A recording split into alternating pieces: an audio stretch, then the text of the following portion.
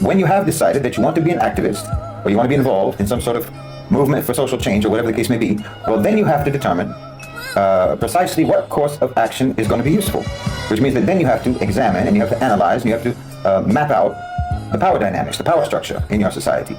Because if you've decided to be an activist, it doesn't mean that you automatically go out and protest in the street or start calling for revolution or marching or what have you. You don't automatically do that. You can't just jump to that. I mean, you don't know actually if any of these things, if any of these, items on the generic activist menu are even effective in your society.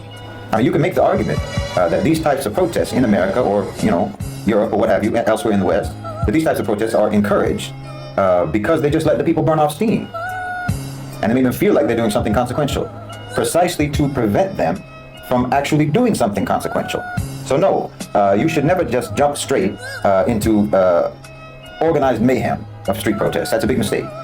You have to look at the power structure and the power dynamics of your society, your specific society, and locate and identify potential avenues for redress, because they may exist already. You just have to learn what they are. Like I've said many, many times, you have to identify the ahl al-hal wal-aqd of your society, the people of influence, the people of power, the movers and shakers, the decision makers, and then you have to see how they can potentially be influenced, how you can potentially influence the influencers, or again, you can try to become from among the influencers, from among that segment of the society, that segment of people who have influence.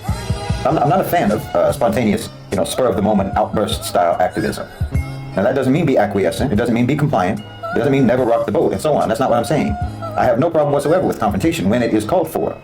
But if confrontation is called for, then it is even more important to be strategic and to be methodical and to objectively assess the real existing power dynamics at play.